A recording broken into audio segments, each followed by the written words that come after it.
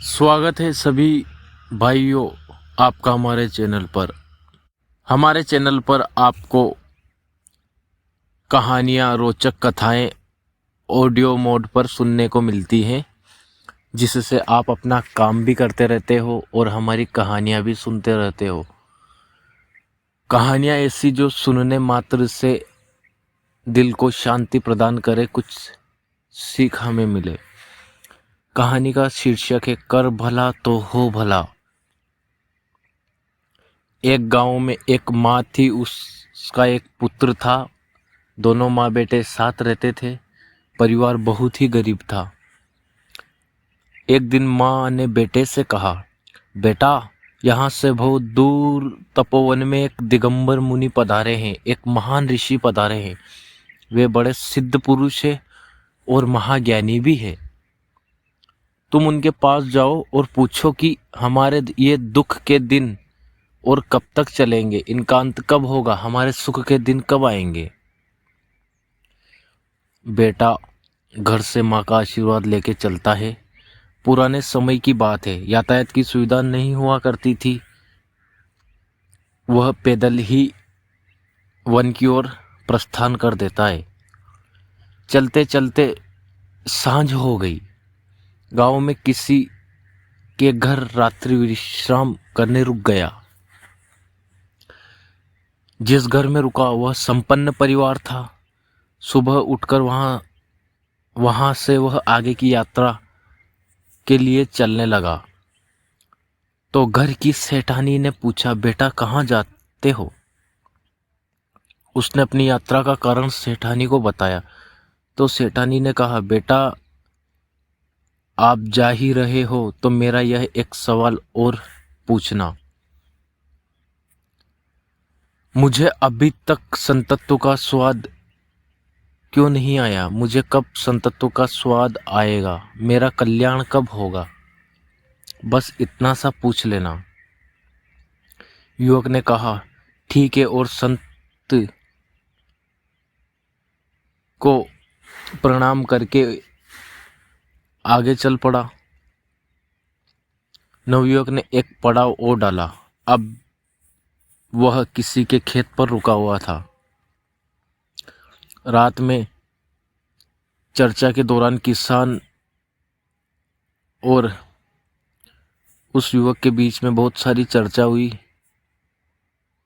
किसान ने कहा, मेरे खेत के बीच में एक विशाल वृक्ष है। मैं बहुत ही परिश्रम और मेहनत करता हूँ, लेकिन उस बड़े वृक्ष के आसपास दूर दूसरे वृक्ष पनपते नहीं हैं। पता नहीं क्या कारण है। किसान ने युवक से कहा, मेरी भी इस समस्या का समाधान पूछ लेना। युवक ने स्वीकृति में सिर हिला दिया और सुबह भोर होते ही वह आगे की यात्रा की ओर बढ़ गया। अगले दिन वह मुनिराज के चरणों में पहुंच गया। मुनिराज के दर्शन किए। दर्शन कर उसने अपने जीवन को धन्य माना। मुनिराज से प्रार्थना की कि प्रभु, मेरी कुछ समस्याएं हैं जिनका मैं समाधान चाहता हूं, आप आज्ञा दे तो श्री चरणों में निवेदन करूं। मुनि ने कहा, ठीक, मगर एक बात का विशेष ध्यान रखना कि 3 प्रश्न से ज्यादा मत पूछना। मैं तुम्हारे किन्हीं भी 3 प्रश्न का ही समाधान दूंगा, इससे ज्यादा का नहीं। युवक तो बड़े धर्म संकट में फंस गया। अब क्या करूं? प्रश्न तो 4 है, 3 कैसे पूछूं? 3 प्रश्न दूसरों के हैं और 1 प्रश्न स्वयं का। अब किसका प्रश्न छोड़ दूं? क्या लड़की का प्रश्न छोड़ दूं? नहीं, यह तो ठीक नहीं। यह उसकी जिंदगी का सवाल है। तो क्या महात्मा के प्रश्न को छोड़ दूं? यह भी नहीं हो सकता। तो क्या किसान का प्रश्न छोड़ दूं? नहीं, यह भी ठीक नहीं। बेचारा खून पसीना एक करता है, तब भी उससे कुछ भी नहीं मिलता। अंत में काफी सोचने के बाद उसने तय किया वह स्वयं का प्रश्न नहीं पूछेगा। उसने अपना प्रश्न छोड़ दिया और शेष 3 प्रश्नों का समाधान लिया और वापस अपने घर की ओर चल दिया। रास्ते में सबसे पहले किसान से मुलाकात हुई। किसान से युवक ने कहा, मुनिराज ने कहा कि तुम्हारे खेत में जो विशाल वृक्ष है उसके नीचे चारों तरफ सोने के कलश दबे हुए हैं, इसी कारण तुम्हारी मेहनत सफल नहीं होती। किसान ने वहां खोदा तो सचमुच सोने के कलश निकले। किसान ने कहा, बेटा, यह धन संपदा तेरे कारण से निकली है, इसलिए इसका मालिक भी तू ही है।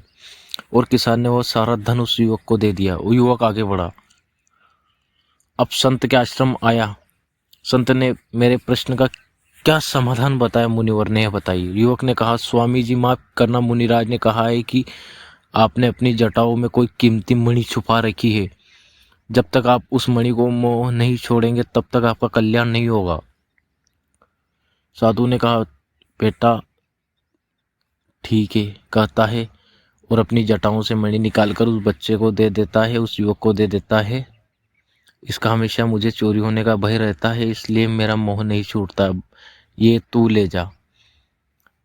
भजन सुमिरन में अब मेरा मन लगेगा। साधु ने मणि उस युवक को दे दी। युवक दोनों चीजों को लेकर फिर आगे बढ़ा। वह सेठानी के घर पहुंचा। सेठानी दौड़ी दौड़ी आई और पूछा, बेटा ये बोला क्या है महाराज ने? युवक ने कहा, माँ जी, मुनि जी ने कहा है तुम्हारी बेटी जिसको देखकर ही बोल पड़ेगी वही इसका पति होगा, और तुम्हारा मन पुत्री मोह से उड़ जाएगा और आपके जीवन में शांति आ जाएगी। अभी सेठानी और युवक की बात चल ही रही थी कि वह लड़की अंदर से बाहर आई और उस युवक को देखते ही एकदम से बोल पड़ी। सेठानी ने कहा, बेटा आज से तू इसका पति हुआ। मुनिराज की वाणी सच हुई और उसने अपनी बेटी का विवाह उस युवक से कर दिया। वह युवक धन, मणि और कन्या को साथ लेकर अपने घर पहुंचा। माँ ने पूछा, बेटा तू आ गया क्या? क्या कहा मुनिश्री ने? कब हमें इन दुखों से मुक्ति मिलेगी? अपने सवालों, अपने प्रश्नों का अंबार लगा दिया। बेटा ने कहा, माँ मुक्ति मिलेगी नहीं, मुक्ति मिल गई। मुनिराज के दर्शन कर मैं धन्य हो गया। उनके तो दर्शन मात्र से ही जीवन की दुख पीड़ाएं और दर्द सब खो जाते हैं। माँ ने पूछा, तो क्या मुनिराज ने हमारी समस्याओं का समाधान कर दिया है? बेटे ने कहा, हाँ माँ, मैंने तो अपनी समस्याएं उनसे पूछी ही नहीं और समाधान भी हो गया। माँ ने उत्सुकता वश पूछा, कैसे? बेटे ने कहा, माँ, सबकी समस्या को अपनी समस्या समझा तो मेरी समस्या का समाधान स्वतः हो गया। जब दूसरों की समस्या अपनी खुद की समस्या बनने लगती है तो फिर अपनी समस्या कोई समस्या ही नहीं रहती। जो दूसरों के लिए सोचता है, ईश्वर स्वयं उनके लिए करते हैं। कैसी लगी कहानी कमेंट में ज़रूर बताइए। और हमारे व्यूअर्स जितने भी सब्सक्राइबर हैं, किसी को अपना नाम हमारे चैनल पर बुलवाना हो, किसी का बर्थडे हो, सालगिरह हो, मुबारकबाद देनी हो, तो हमें कमेंट में नाम लिखे हम हमारे यूट्यूब चैनल के शॉर्ट पर उन्हें अपलोड करेंगे, जिनसे हमारे व्यूअर सब्सक्राइब को अच्छा लगेगा। जय श्री राम।